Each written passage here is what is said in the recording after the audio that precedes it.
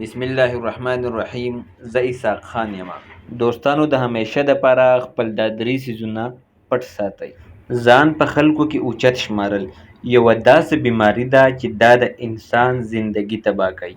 پوره ژوند د جارو په شانتې د صفایۍ ورکولو نه بهتره ده چې بیلچه جوړه شه او ګزار که هغه خلک چا چې ستا زندگی په عذاب کړې ده. چې په دولت راتلو سره د چا اخلاق ختم شي نو پوهه شه چې د ده د زوال وخت شروع شو.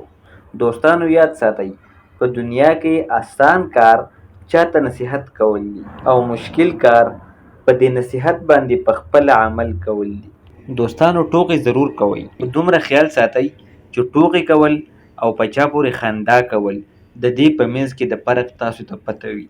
د دنیا بدترین خلک هغه دي چې د کمزور په غلطۍ باندې شور کوي او د طاقتور په غلطۍ باندې خاموشي پاتې کېږي. کم عقل سړی د ډول په شانتي وي، اواز یې تیز وي خو دننه خالي وي. ټول خلک خوشحاله کول د چندخو د تول په شانتي وي چې یوه برابرۍ بله دانګي، چې بله برابرۍ نو بله دانګي. په میدان جنګ کې بهادري ډیره اسانه ده، مګر بهادر انسان هغه دی څوک چې په خپل نفس باندې قابو وساتي. دوستانو خراب محفل چې کوم دی که نه، دا د زهر نه هم زیات قاتل دی. د دې نه ځان بچ وساتئ. ستا د اخلاقو قدر به خلک هله کوي چې کله ستا سره پیسه او طاقت وي.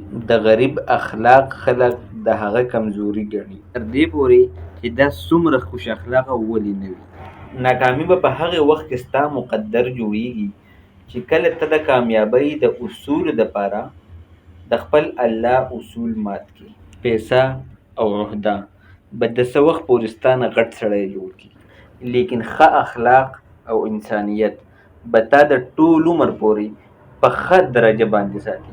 دوستانو په غلطۍ منلو او د ګناه په پرېښودلو کې کله هم سستي مه کوئ، ولې چې سفر څومره هم اوږد شي واپسي مشکله کېږي.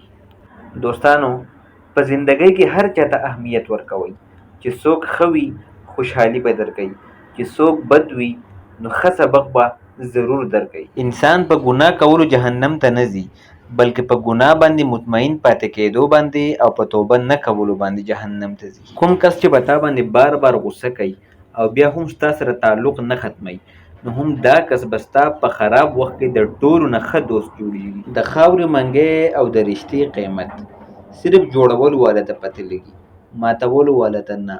د اختلافاتو باوجود د چا احترام کول دا کمزوري نه ده، بلکې دا بهترین تربیت او خاندانی شخصیت ثبوت دی. دوستانو وخت، دولت او رشتې دا مونږ ته په مفتو کې میلاویږي، مګر د دې د قیمت اندازه مونږ ته هله کېږي کله چې دا زمونږ د لاسه وځي. د نورو دپاره همیشه ښه سوچ کوه، ستا سره به انشاءالله ښه کېږي. د خپل آرام او د خپل سکون دپاره د نورو سکون هیڅکله هم مه بربادوه. دوستانو محنت هر سړی کوي، خو په ځوانۍ کې چې څوک محنت وکړي هغه په بوډاوالي کې هیڅکله هم نه ذلیله کېږي. حاصلی یې هغه سړی چې څوک پسې کوشش کوي. د خلکو نه په غوښتلو باندې به ستا ضرورت خو پوره شي، خو عزت به دې ختم شي. دوستانو د خپل ځان مقابله د نورو خلکو سره کول پرېږدئ، ولې که سپوږمۍ ده او که نور دواړه په خپل خپل وخت باندې ځلیږي. انسان ته د خپل ځان نه علاوه د بل هیڅ څیز نه هم نقصان نشي رسیدی. چې کله غلطي ثابته شي نو عقلمند خپل ځان درست کړي او جاهل ضد کوي او په خپله خبره ولاړ وي. دوستانو یاد ساتئ، خپل اخلاق او خپل کردار همیشه دپاره ښه ساتئ، د دې نه ستا د وینې او د خاندان پهچان کیږي.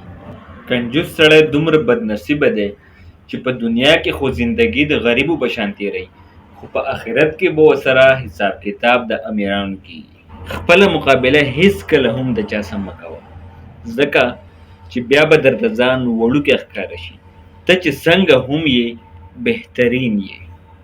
کله چې یوازې یې د سوچونو خیال دې کوه، کله چې په محفل کې یې نو بیا د خپلو لفظونو خیال کوه. بیوقوف خپل ځان عقلمند ګڼي، مګر عقلمند خپل ځان بیوقوف ګڼي. بدتمیزه خلک خطرناک نه وي، څوک چې خوږې خبرې کوي دا خطرناک وي. هغه وایي که نه وایي بغل مې چوری مو مې رام رام. دوستانو که دا خبرې درته ښه لګېدلې وي نو مهرباني وکړئ د خپلو دوستانو سره شیر کړئ، عمل فی لازمي وکړئ. انشاءالله ستاسو په یو شیر باندې که په دې خبرو کې چا په یوه باندې معمول وکړو د هغه زندگی به بدله شي او تاسو ته هم د دې پوره اجر میلاو شي انشاءالله.